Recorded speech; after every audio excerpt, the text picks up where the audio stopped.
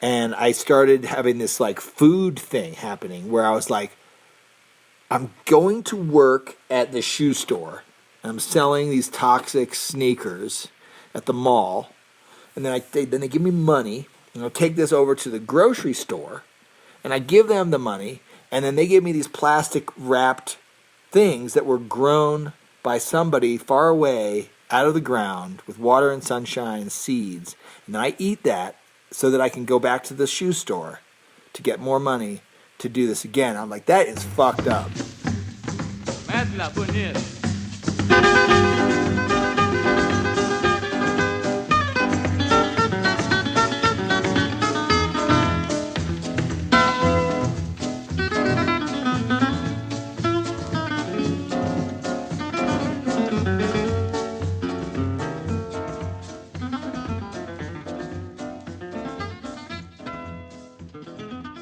Well, one man's stoner existentialism is another man's math, science, and philosophy.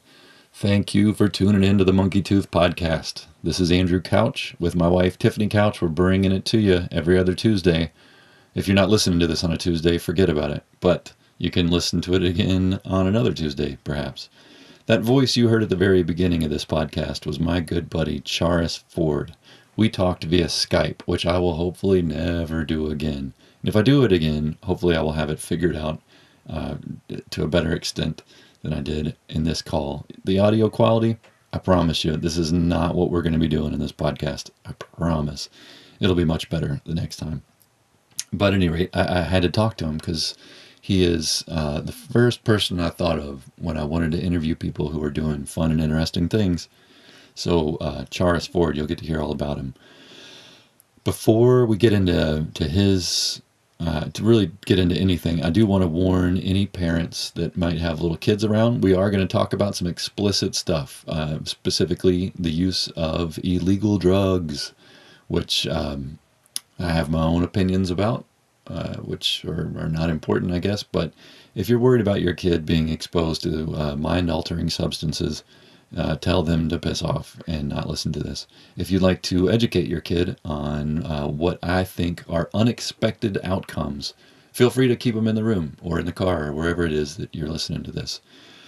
That's the theme today, unexpected outcomes. I hope it makes sense. It made sense to me, but it may have something to do with illegal drugs. Before we go any further, I absolutely have to thank a few people. First, I want to thank Helen and Zach Smith of New Orleans, Louisiana. They were so kind to donate some money to us via GoFundMe. They are a young couple with a frickin' baby. They just made a baby, and they gave us money, which is incredible. It's really, really, really helpful. You can support them if you're interested. Zach Smith is an incredible photographer. He's got a shop on Magazine Street if you live in New Orleans.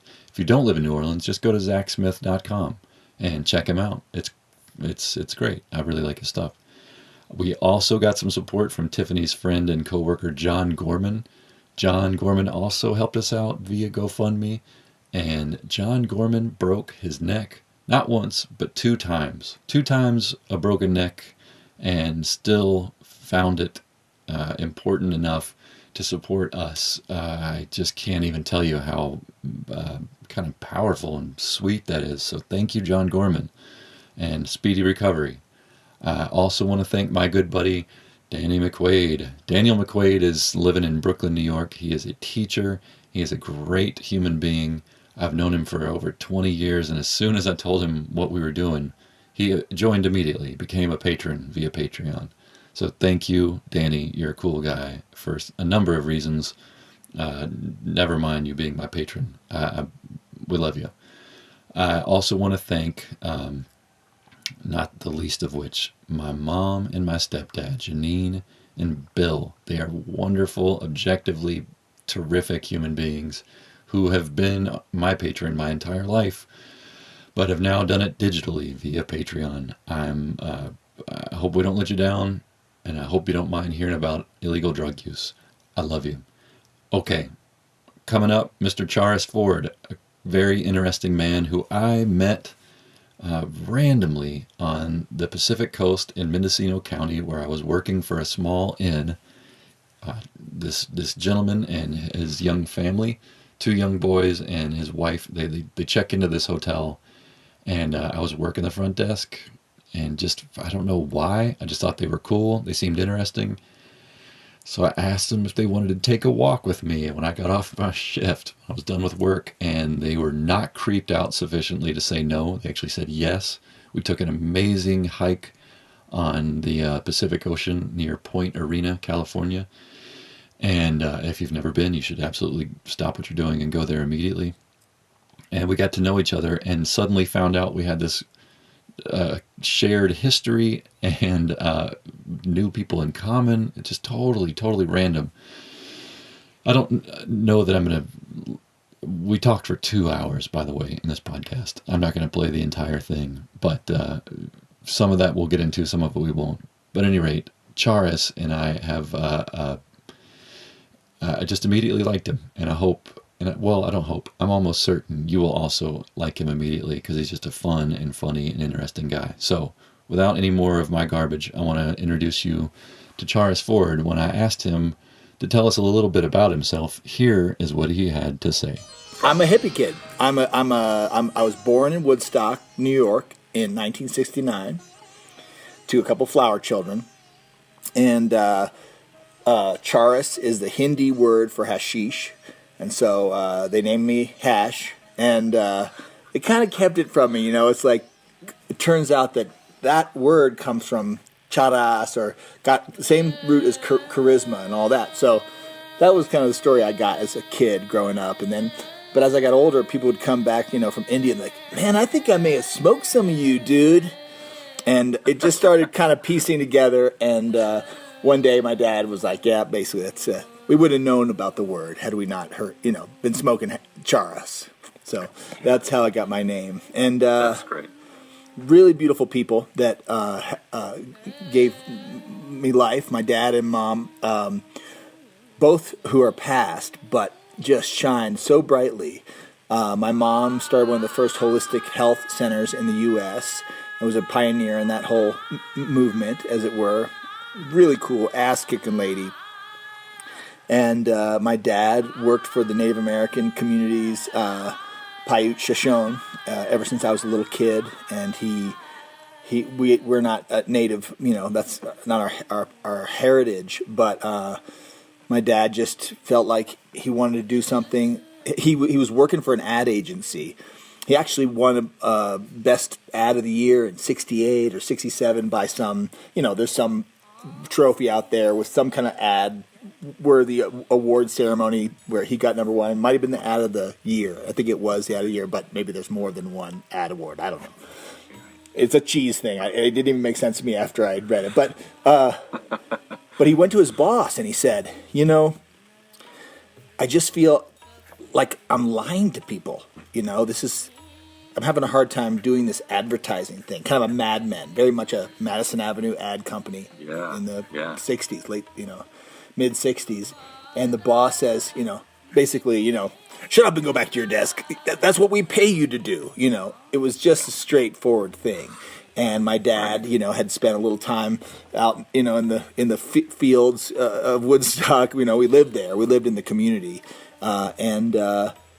He was like, "Can't do it, man. I've seen too much. I know too much. He mushrooms and LSD and peyote. I'm sure that they had tried a few things, but decided to give his life to service, if you will, and taught in inner city schools, taught poetry in inner city schools, and then decided to take his Ivy League education and become a grants writer for Native communities." And so that's what he did. He just became an office stiff in the tribal council, making sure they got the basketball court, the clinic was financed, and there was enough houses, and what have you. Build a couple smoke shops for the guys on the highway, and keep the family going. So that's what he did. And a really bright guy, full scholarship to whatever it is. I always there's 4 of them, but it's not Harvard, Yale, it's not Stanford. That's it. It's Yale then. It was Yale. Yale. Yeah, really, Wow. really interesting guy. But he dropped out. He was a English major, and he was like, "This is total bullshit, man. I'm just like, it's this academic pomp and circumstance. None of it means anything. I'm so out of here." So he left off a couple, career paths or life paths that led him to work at, and he lived in the middle of nowhere with his old lady. My mom and him split, but he lived a really beautiful life. He really reminded me of Lao Tzu. He was had kind of a Taoist bent, and didn't say too much, kind of the opposite of me, and just a really soulful dude. So I feel really lucky to have these people behind me. My parents are super.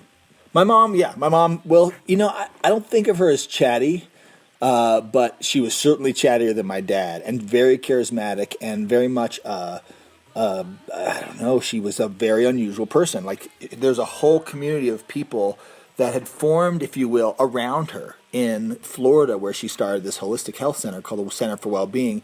And just, it was like, there was like for whatever reason, she kind of had this kind of Cleopatra thing going on, this kind of matriarch of many and well-loved, and she brought all this cool, she was employing people that were doing cool stuff, and then her whole extended community basically was pretty far out. New Age, what have you, Primal Scream type, a mix of things. I was Rolfed as a 10-year-old or something, that sort of thing. We didn't eat... We were macrobiotic, so my mom had this whole kind of Eastern philosophy that she followed, the macrobiotic Michio Kushi, daikon roots and everything in season. It was weird because eat with the seasons, but eat food from Japan. There's a little bit. It's spring in Japan. I guess we can eat daikon radishes now. What the heck? So that was a little weird. We called it macroneurotic because it was just overkill. But so we didn't eat meat, we didn't eat sugar, milk, anything like that for a long time.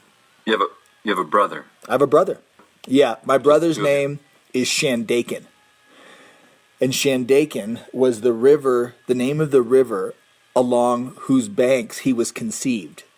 So and there was also a commune up in Shandaken too, that a nudist colony where they were part of that group. It was a crazy scene. So Boomer is what we called Shandaken. So Boomer's my brother. And it was the two of us. Yeah, two of us kind of hippie kids growing up in a straight world type scene. It was a little bit like Noah's Ark of alternative thinking, if you will. And we were planted in this little, whatever, kind of a yuppie 80s, preppy is what it was. Preppy kind of kids, and we got a scholarship for private school. We went across town on the bus, and we had to get it on. We're in the, most people in our neighborhood were black and Hispanic and hippies, and we were in the what they call the south side, the poor side of town, and we'd take our bus. We'd go to the park and have to deal with all these people, and we're just kids, little kids, and we'd bus over to the rich part of town. We had a scholarship to this prep school, basically. And so we did that for a while. Eventually, my mom, saved some money and bought a little funky fixer-upper closer to the scene. But long story short, that's kind of what it was like growing up, video games and, getting in trouble. I definitely have some stories about the hell that I put my mother through between the time I was a hippie kid, her, third-generation kid, decided I didn't know if I wanted to do that and take my own kind of like rebel without a clue type path. And then to come back around, if you will, to be fully aligned with so many things that she stood for and she was my best friend, when she was alive, for all, and that's it. She was my best friend.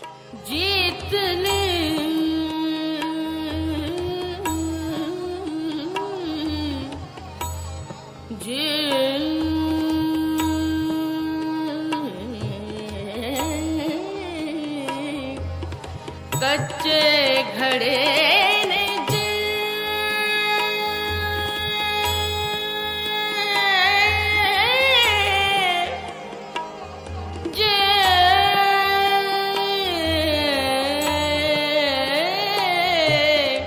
कच्चे घड़े ने जीत ली नदी. I ate a bunch of mushrooms in 10th grade, summer of 10th grade, and did an Outward Bound that year. And I had been basically kind of hell on wheels. I just, drinking, smoking, stealing cars, getting into a world of trouble, just, staying out of, didn't go into juvie, but it was that kind of a thing, and, but I had a bunch of mushrooms one summer. I was in this thing of like, oh yeah, man, party, I'll take some of this, I'll take some of that, oh yeah, I'll take some mushroom juice. I was like, 2 or 3 hours later, I'm like, my mind is, blown and my ego's collapsed. And, anyways, it was very, very, very healthy. It was a powerful, life-changing thing. And I was lucky to have my mom and that backdrop of the alternative culture to end up in, when I was like, wait a minute, and so I had some really powerful experiences, not a lot of drug experiences. I mean, I've done drugs a bunch, but I'm saying not so much that it was all about that, but there was a few things that happened to me along that path that were, hands down the most powerful. There was really one thing that happened to me that was hands down the most powerful thing. And I'll tell you what it was. So I was in this phase of like, if you can smoke it, I'd like to try it kind of thing, and sneaking out at night, just trouble. I do have a lot of stories. So I'll tell you a story about my trouble first, and then I'll tell you the thing about the mushrooms. Okay. So all right. It's like 8th, 9th grade, too young for a driver's license. It's me and some hoodlums that I was hanging out with. We had a bag of weed. We're 15 or something, whatever 9th graders are, 14, 15, something like that. And I stole my mom's car, and none of us had driver's license. Your oldest son, isn't he that age now? Yeah, he's that 14. Age now. Yeah, exactly. And my son, he doesn't even want to drive. He drove across the farm just a little bit. He was like, okay, I've had enough. He didn't even put shoes on. I was walking today in the snow. We got, we're up in the Rocky Mountains. There's snow everywhere. There's footprints everywhere, bare footprints, human bare footprints in the snow and ice for a football field in every direction from our yurt. Neither one of them will wear shoes. They're really cool like that. So here I am with a bunch of guys. We're skipping school. We're in my mom's car, no driver's license, bag of weed, stolen car. We go to the beach to this, like, how the beaches often will have this kind of sunset strip vibe where there'll be the 7-Elevens and the putt-putt golf and the hotels and everything. So it's that kind of a deal. 4 lanes, 2 going one way, 2 going the other, and a median. And we decide to go park in the basement parking lot of this. It had to be 18 stories. It could have been 24. Maybe it was 16, but it was a big-ass building. And it was shaped like a horseshoe, and you could see if you were, the higher you were, or from anywhere actually, from the courtyard or from the top floor, you can see all the floors, doors, and the railing. So it's kind of like one of those you can see everything from everywhere. So we had this idea that we're going to try and go onto the roof of this building and smoke a joint. So that was our big, adventure goal. And so sure enough, I park the car and we take the weed and we go up the elevator as far as we can, and then the elevator takes us to the top floor. You can't go like take me to the roof, right? But so we saw the fire escape stairwell, and we climbed around some locked thing, and we basically climbed around it and went up to the roof. And so we're up there, but this is awesome, man. We're top of this thing. We're smoking a joint. You can see the entire beach in every direction.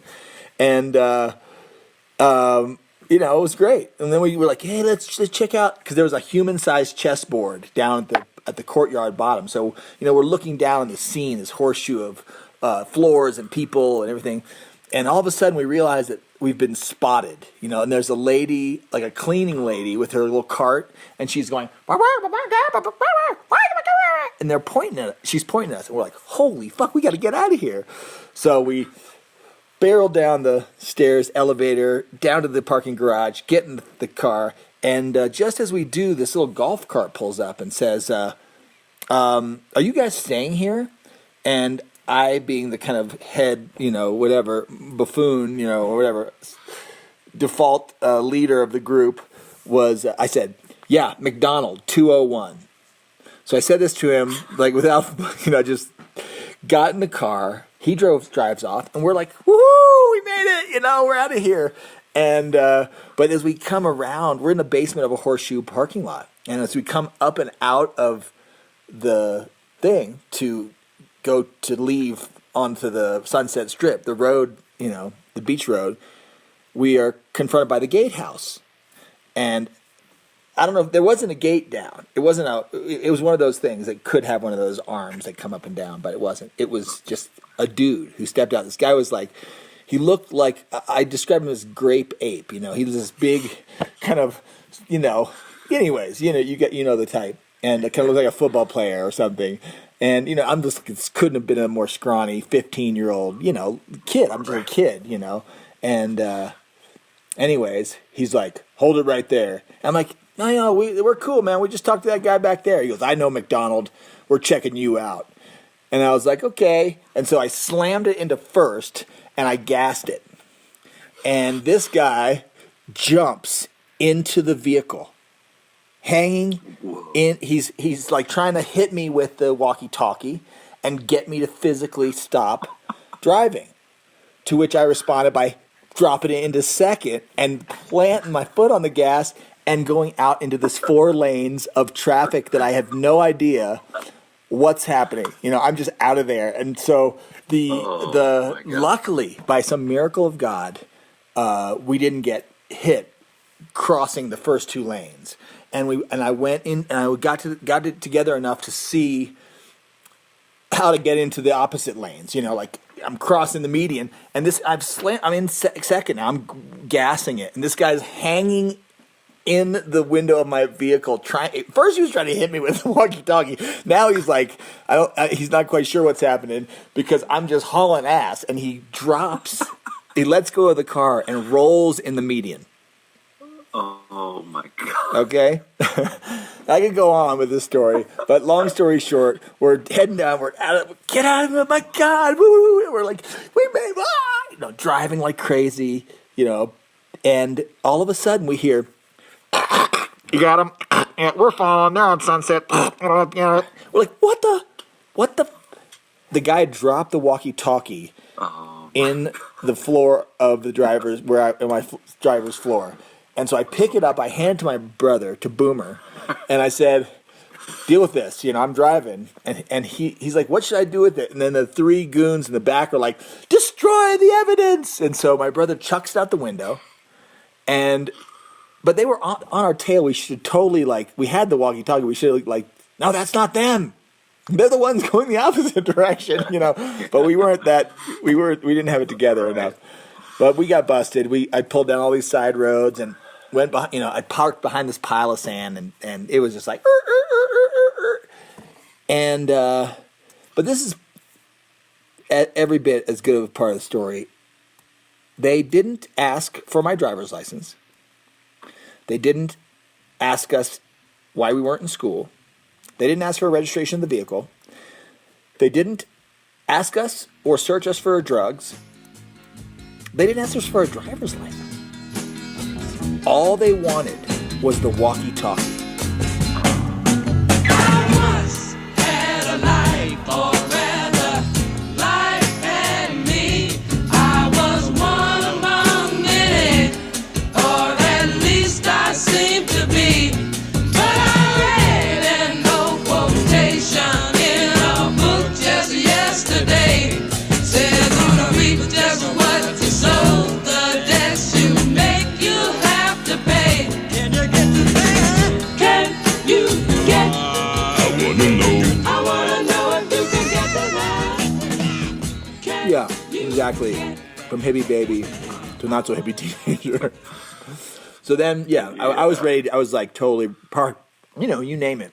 I mean, not you name it. I was mostly into mushrooms and weed and booze. No, I wasn't into mushrooms because there hadn't been any mushrooms. But I'd been drinking beer and smoking cigarettes and smoking pot. And just, thinking I was cool and ready to try whatever. And someone said, hey, man, I know where you can pick psychedelic mushrooms out in these cow pastures outside town. I was like, I'm all about that. And I was really kind of academically interested in mind-altering substances. My mom gave me a book. How about this for a hippie thing? When she realized we were experimenting with pot, she was like, I think you should take this. I want to give you this book. And it was by Dr. Andrew Weil, and the name of it is Chocolate to Morphine, A Guide to Understanding Mind-Altering Substances. Yeah. Hand that to your 15-year-old and see how it works out. So that I was very interested in the whole thing. And so psychedelic mushrooms, I'd read about them and stuff. I was excited. So we went out, picked a bunch of them. Never had any. Didn't know anything about anything. Blended them, made some tea. Went to the beach with our girlfriends. And drank probably 7 times more than we should have. And I'm sitting there with these kids, and all of a sudden, I start feeling really not okay, like emotionally not okay. I'm alienated from the people that I'm with. I'm confused, alienated from myself, uncomfortable, and I have to leave, basically. A very unusual kind of feeling for me to be like, whatever. Like I got to take myself away from the situation, So I walked down the beach a little bit, and I realized I was very sad. I was very miserable, sad, and I didn't know what was going on. Well, whatever, it was happening. It was just a real time thing. And I went into the water. I didn't want my friends to see me crying, but I could tell that's what was happening. I was getting emotional, and so I went into the water, and I laid face down in the water, crying underwater. And then after who knows how long, I had this epiphany. And it was as if a voice had said it to me, but didn't require a voice. But the message was, you can be free. And my mind at this moment was like a staticky television. It was like...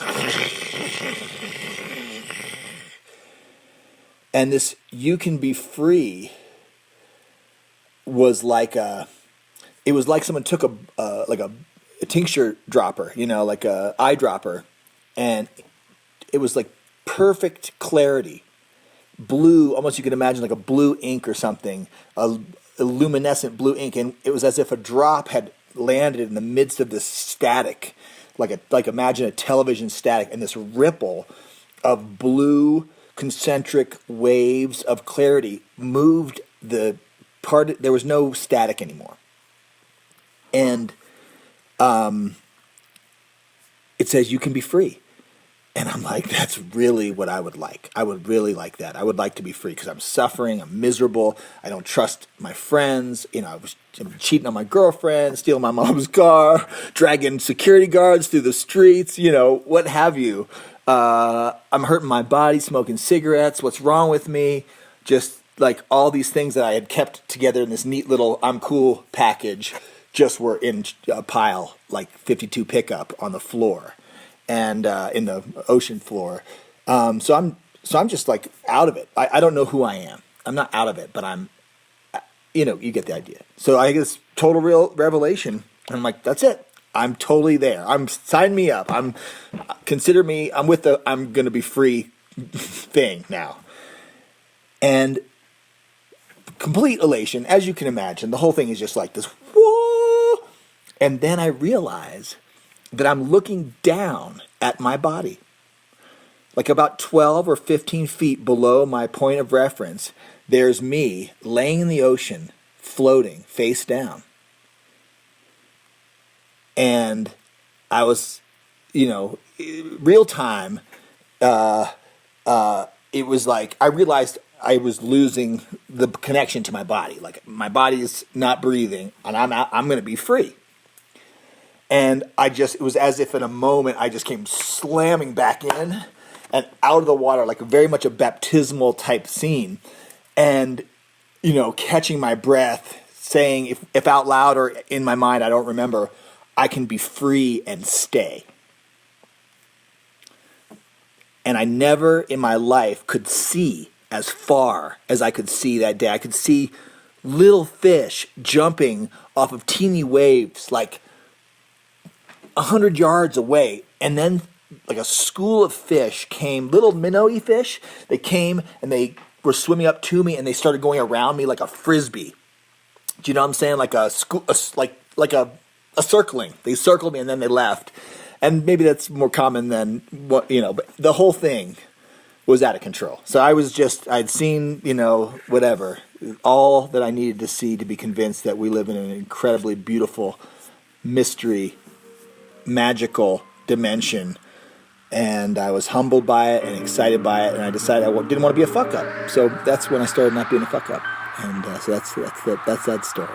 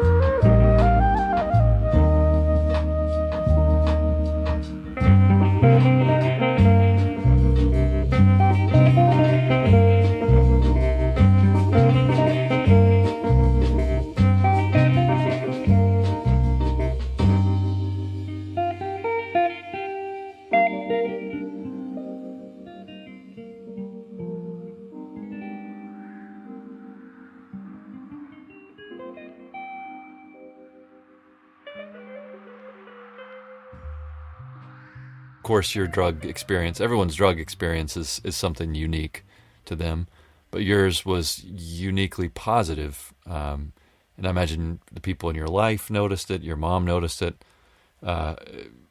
From that point, so you're early in high school, did you turn your grades around on top of it as well, or is it just kind of like you're just less dickish and wild? I'd gone from getting really good grades in this private school to getting horrible grades and being a complete fuck up in this public school. And when I had this experience, when I realized that I could be free and stay, I started meditating. I started listening to George Winston's December. I started spending time outside. I got in touch with food and my relationship to nature. I got really into nature, basically, and I stopped hanging out with all my old friends. I completely dropped my group of friends that I'd kind of built. And that was 10th grade. So the summer of 10th grade, I had this personal awakening, let's call it. And that was kind of intense, to just say, no, that's not me anymore. I'm not doing that. And I got straight A's and went from, C's, D's, and F's in freshman, sophomore to straight A's for the rest of the show. Or maybe some B's, but top of, doing great in school. And I think that the yearbook, they're like most likely to succeed and all that sort of thing in the yearbook. There was a picture of me standing on my hands, in whatever, I went back to the private school for those last 2 years, what happened. And I was standing on my hands in, whatever, prep school clothes. And it said, most likely to ? And so it wasn't like I was, I didn't fit any success model particularly, but it was clear that I was going to be okay, I think is kind of, I was going to do something that was very interesting. Interesting things indeed. Charris has done all sorts of fun stuff in his work life.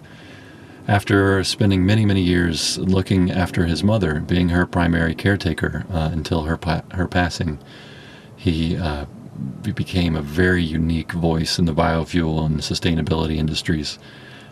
He's just been all over the world with Daryl Hannah, doing some pretty unique stuff. You can check it out on YouTube if you just Google, do a YouTube search of Charris, Charris Ford.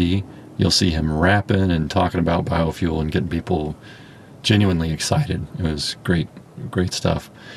He's also been involved in the cargo bike industry. If you didn't know that cargo bikes were a thing, they're a thing, and they're super cool. Check out Xtracycle, XTRACYCLE.com. They're in Oakland. I've gotten to meet those guys, actually. Really cool stuff, and Charris had a hand in that.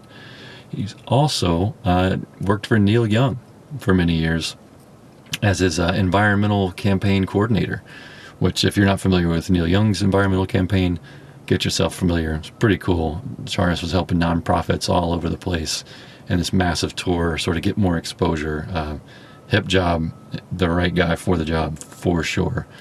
So there's a lot to say about Charris, and we will talk to Charris again for sure. We actually really hope to go see him on our journey and visit with him and his family in person and not do another Skype call.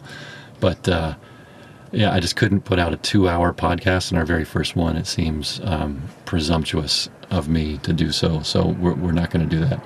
I'm actually recording this little bit in my van, in our van. It's the very first time I'm doing that. So if you're hearing a little bit of road noise in the background, maybe give me a break. And maybe it might be a thing. It might be adding to the charm. I have no idea. We'll have to listen back to it. But at any rate, Charris, what a gift. What a gift this guy is. He's an excellent person to know and has been doing fun and interesting things for a good long while. I'm going to put up just a couple more, two of his raps, actually, that I got to share with you, and one last little story to send us out. But thank you for listening, and enjoy the remainder of what Charris has to offer here, and rest assured he will be back in future editions of the Monkey Tooth podcast. Okay, here comes some more Charris Ford. Have I done the mushroom rap for you? No, you have not. Get out. You have not. All right, here it goes. I'm listening. It goes,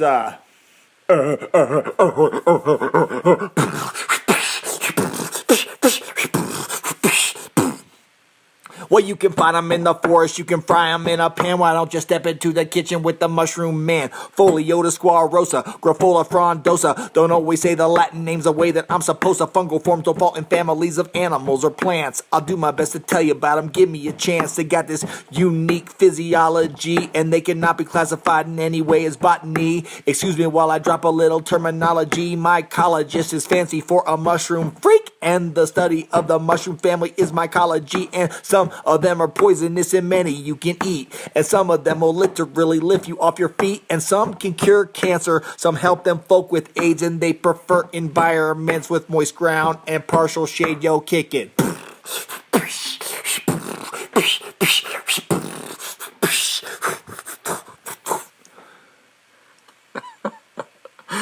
That's fantastic, man. Yeah, you never heard that. We didn't spend this much time together. We just took a couple walks. Yeah. That's great, man. That's fantastic. I thought you'd like So, that. are you normally sharing that, like, on the first date with a friend? Did I miss out? Like, No. I mean, we just, no, I don't. You know, my thing you is, seem real surprised that I haven't heard it.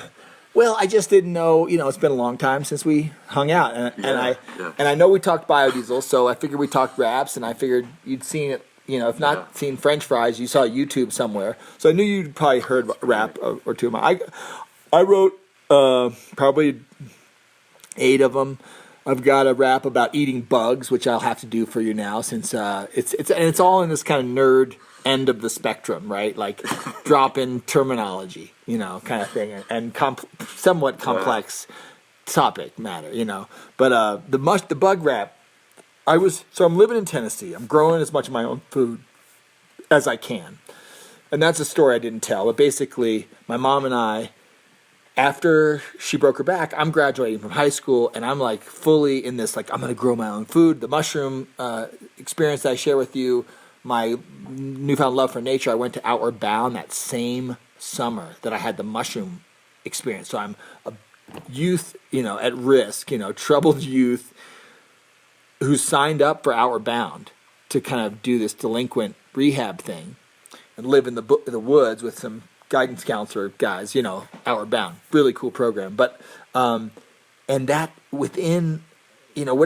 a week to a month before I go to Outward Bound, I had to take these mushrooms, and so it was a great setup for me to have this life change, because I did the mushrooms, and then I went off away from my community for a month on the Appalachian Trail in Maine.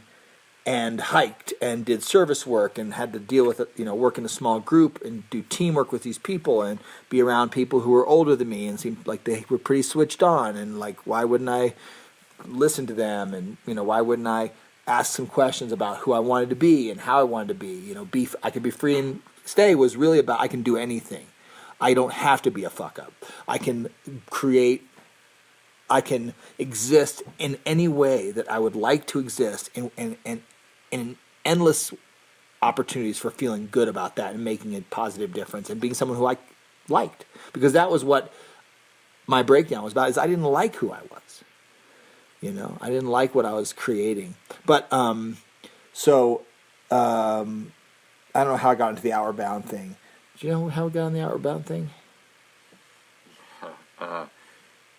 Sorry, I keep turning down the mic. No, it's good. Yeah, you were going to talk to me about the bug rap. You were All right, the bug rap. Okay, so skip the spark. So basically, the Outward Bound you was were going to Tennessee. Right, Yeah. the Outward Bound was a big part of my falling deeply in love with nature.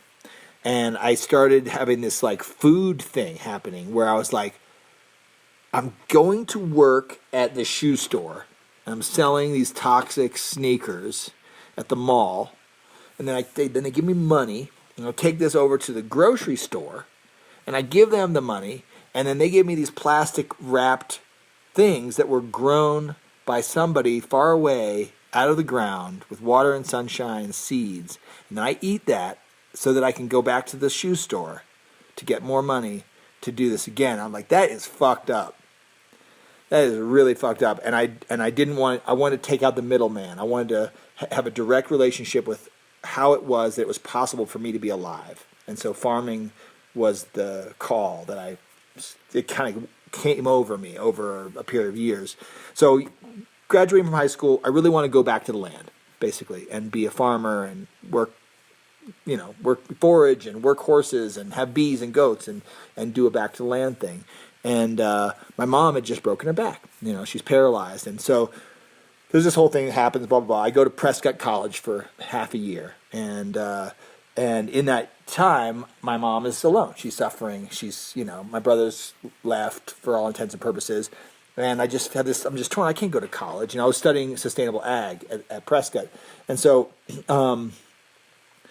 I decided I needed to go back and help my mom because she didn't have anybody. And I figured, well, when I didn't have anybody, she helped me, when I couldn't walk, when I couldn't feed myself, when I couldn't wipe my own butt, she carried me from nothing to the person I am. And it's like, what part of my self would not be appropriate to devote to her? Like, if she needed everything I could do in a day to really exist in a decent way, why wouldn't I give it all to her? She gave me the tools with which I'm doing the service with, So that was really powerful. And we had a wonderful experience over many years.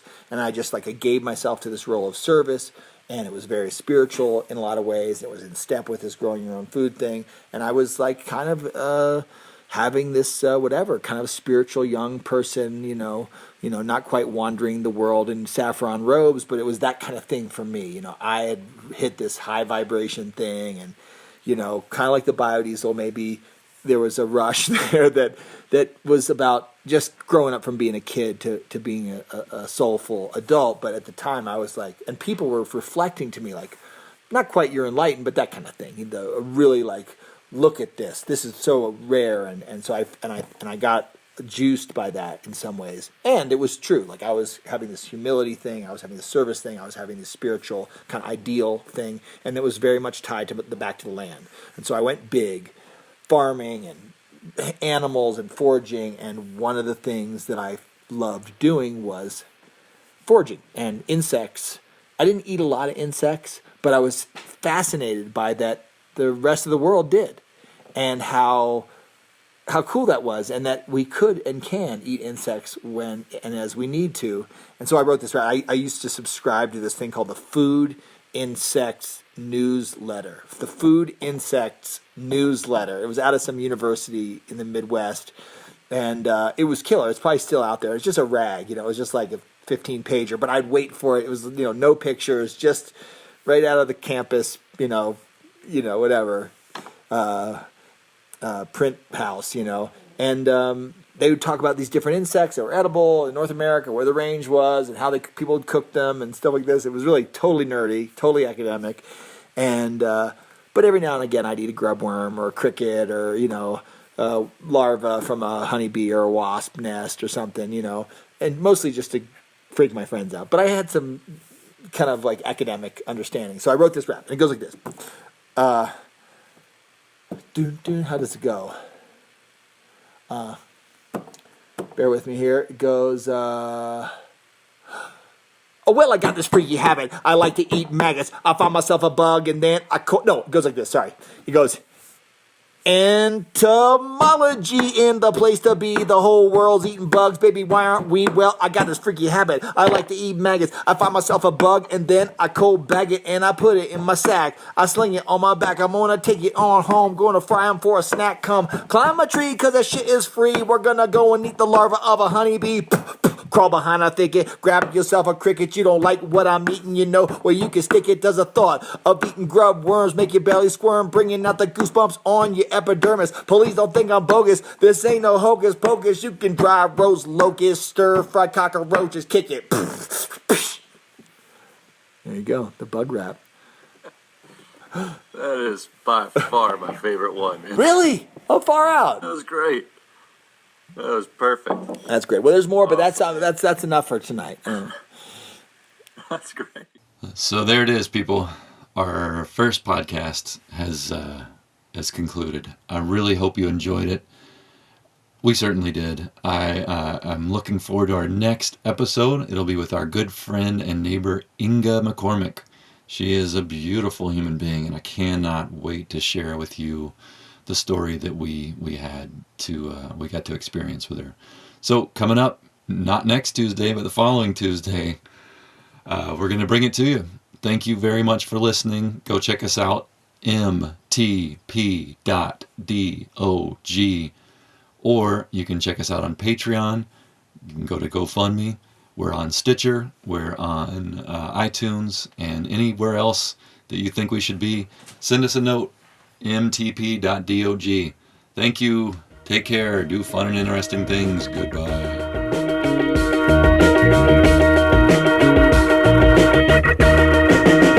Hey, woman, you got me. Straddle a fence. Love for my wife. Don't know which way it went. You turn my head to the right side of life. You got me on you, little girl, like white on rice. But let me tell you now, woman, if you don't want to let me know before I do this good girl wrong. Play again. Woman, if you don't want to let me know before I do this good girl wrong.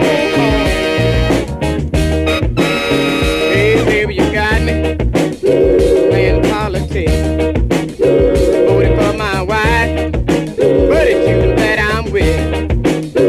You got me living, yes, living a lie. Making love to her, but it's you I desire. So let me say it now, woman, if you don't want me, let me know before I do a good girl wrong. Woman, if you